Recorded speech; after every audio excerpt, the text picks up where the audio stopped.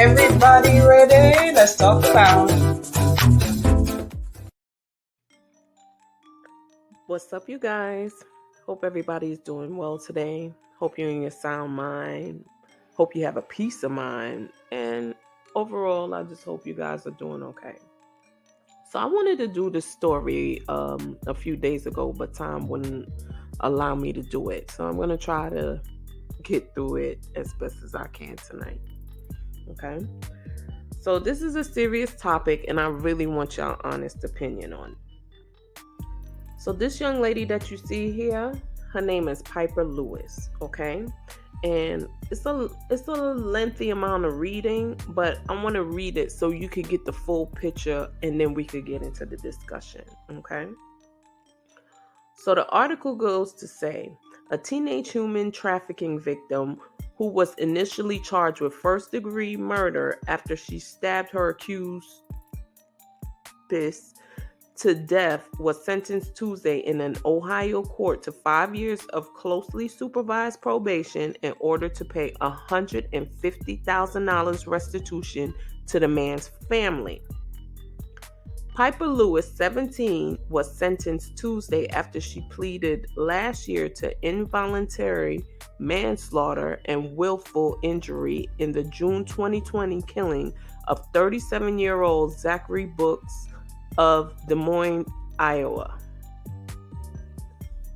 Both charges were punishable by up to 10 years in prison.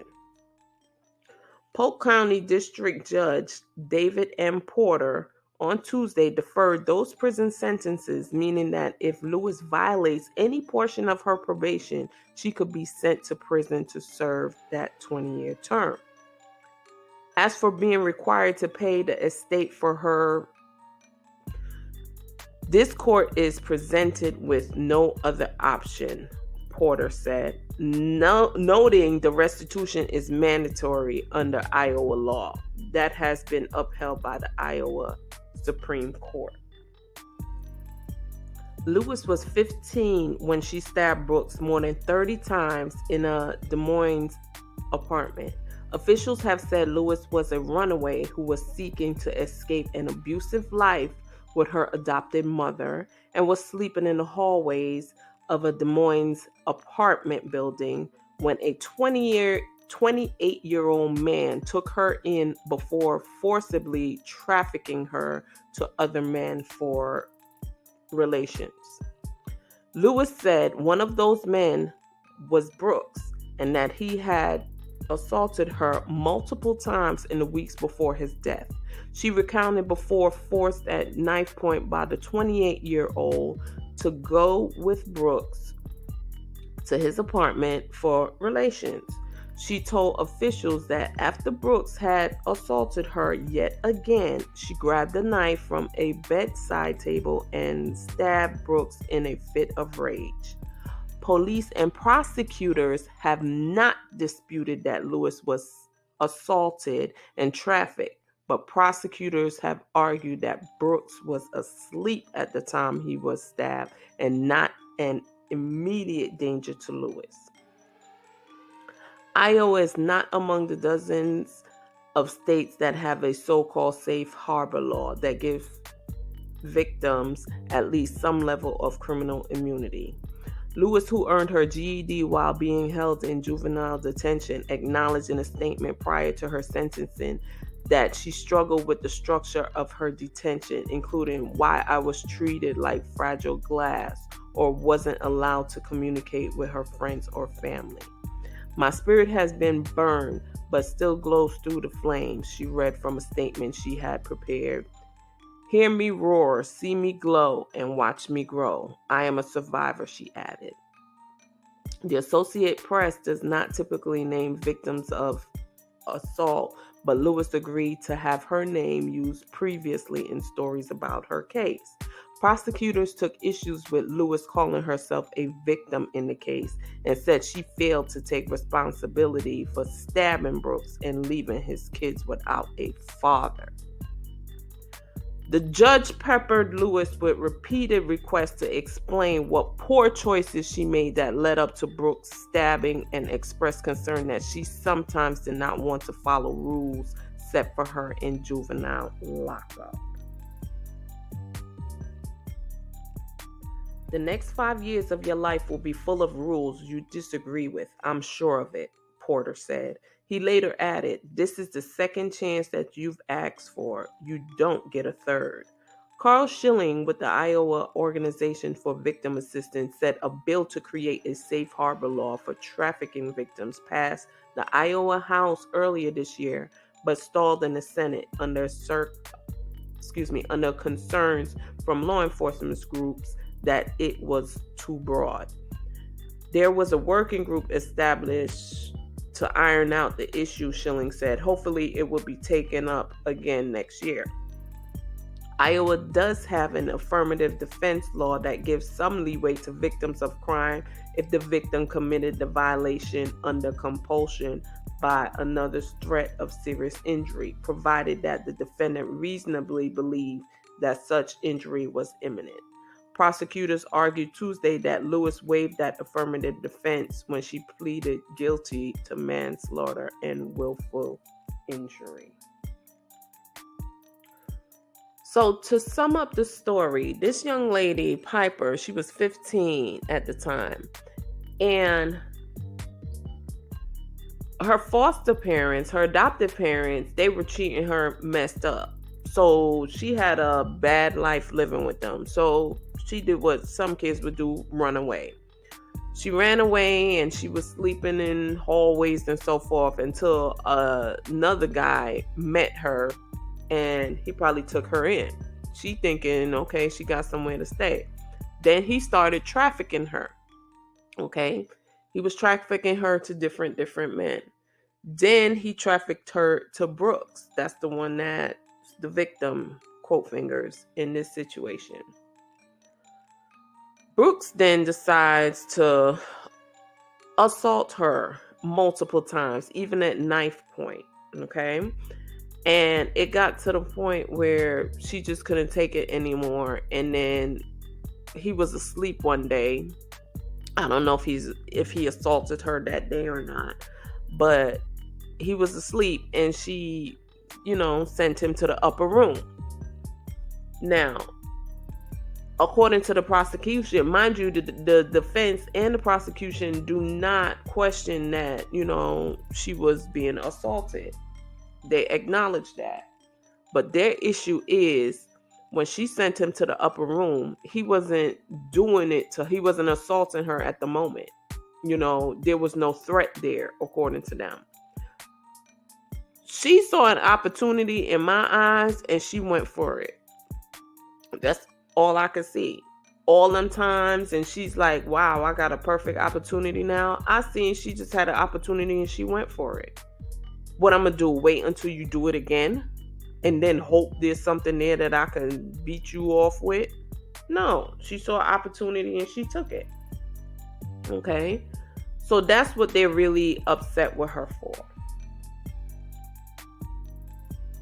Would you guys have prosecuted her in that case? If you hear her story and hearing what she's going through, would you have prosecuted her in that case? Okay? So now I'm going to show you this.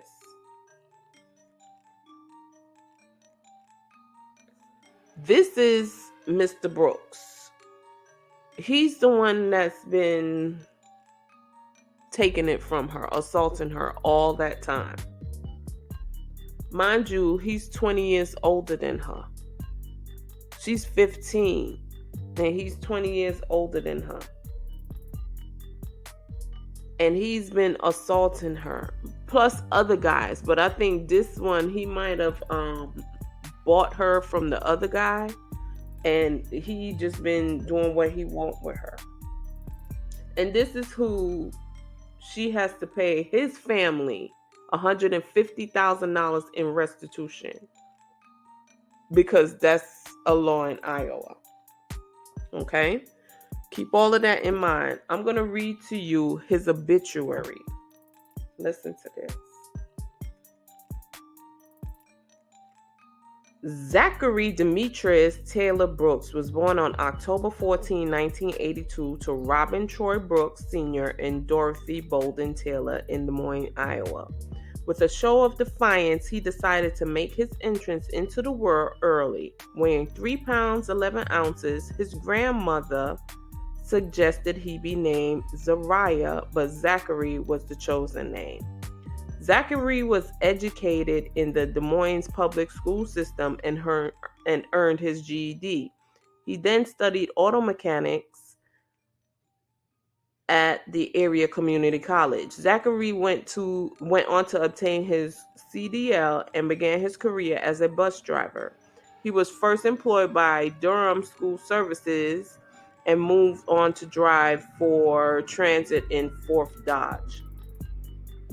Zachary was a person who loved to have fun and laugh. Playing Xbox was his favorite pastime, and Call of Duty was his game of choice. A big kid at heart, Zach never grew out of his appreciation for Batman. His dog, Domino, one of his most loyal friends, was also dear to him and an important part of his family. He loved his fried chicken, and one of his favorite dishes to cook was ribs in the crock pot. Through ups and downs, Zach shared his loyal, loving heart with family and close friends. He dedicated his life to being a father to his children and letting them know that they were his everything. The story is told that at birth of each of his children, he smacked them on the bottom. However, at the birth of Ashley Jr., he shed tears of joy. On June 1st, 2020, Zachary completed his final route. Those left to cherish his memory are his children, his parents, and so forth. So the reason why I read his obituary is just to get a feel of what the family thinks of him. You know, his mom, his dad, and so forth. Hearing that, you would think he probably got hit by a car or he was sick, you know, or any other thing other than him being a child predator and assaulted a 15-year-old, and she got fed up and sent him to the upper room. I'll say that to say this. How many of you in this situation will put down in your people's obituary that they were a horrible person? If you knew that they were a bad person, would you even put that in their obituary? Or all you would see is the good things? This man has been assaulting this 15-year-old girl for a while, to the point where she got fed up with it. His family know what happened. They know exactly what happened. His kids are going to know what happened, because it's in the news. It's on the internet. I asked the title of the title of this is, would you take the money? Knowing what he did to this young lady, the devastation he caused her, would you take that money? Granted, she got a GoFundMe page. So as you can see here, the GoFundMe has raised over $500,000, which I think is beautiful. You know, I think it's sad that, you know, the judge, he had so much to say about her. Can you imagine being 15, going through what she was going through? I don't even know how long she was going through it. You know, like what age she ran away and so forth, and how long she was being trafficked before this situation happened and she got arrested. I don't know that timeline. But I want to say she's trying to be positive. You know, she's saying, okay, I'm a survivor. I'm going to make it through this. She's trying to see the light at the end of the tunnel. And this judge is knocking her down, talking about, you know, she's not showing no remorse. The prosecutor is talking about, what about his kids? And it's just like, are you serious? Her life don't mean nothing to them. Her mentality, her psyche don't mean nothing to them. They don't care about that. All they care about is a conviction. I'm so glad that this person created this GoFundMe for her. I'm so glad that they didn't take the money and say, oh, she can't have it. Because can you imagine having a criminal record at 15, 16? She's 17 now, but having a criminal record. And then on top of that, you have to $150,000 to pay to the person, the man that's been assaulting you, his family. $150,000. I am so grateful that people had it in their heart to contribute to this situation, so she wouldn't have to go through that. You know how much of a burden that would be on her? You know how stressful that would be? That would send somebody insane. My question to you guys again is, would you're the family members of this guy, Mr. Brooks, you Mr. Brooks' baby mama, would you take that money knowing what he did to this girl, knowing that he was no good piece of crap, and he was assaulting this girl over and over again till she couldn't take it anymore? I know a lot of us in the Black community, we look at everything as a come up. Is this mom? Is his baby moms? I don't know if he got all the kids by the same mom or not. I'm looking at it as if they're going to look at it as a come up. Do they even care what this little girl had to go through? Or they going to say, oh, she didn't even have to work for it. It was given to her, so we going to take it, and that's our come up, and we just going to get better. But real talk, this is sad. And I'm wondering if they had any inkling that this man was doing this type of stuff.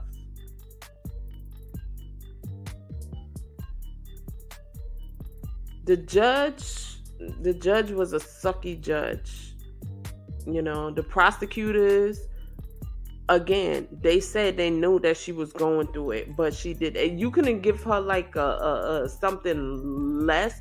She gonna have this on her record for a long time. She can't mess up in the next 5 years, or she going away for 20 years. She can't mess up her probation, or else she is going to be jacked up for 20 years. You see how that works? Her adopted family. And that's the thing that's another thing, but that's a subject for another day. But I'm going to touch on it a little bit. People want to adopt kids for the money. They don't care about these kids. They just trying to adopt kids to make extra money. Don't do that. Do not do that. Then they was abused. I wonder if they was assaulting her too. Why she didn't want to be there. Why she ran away. Our community has to do a lot better in a lot of ways, in a lot of areas. We have a lot of Chesters. We have a lot of aunties that do the same things as the Chesters do. We got people that just don't care, that just look at money. Our whole community got to do better on a whole. And I just hope we can find some middle ground to where we could start healing and get better. But before I get out of here, just let me know, guys. Would y'all have taken the money? Let me know in the comments, and I'll see you guys on the next one. Peace.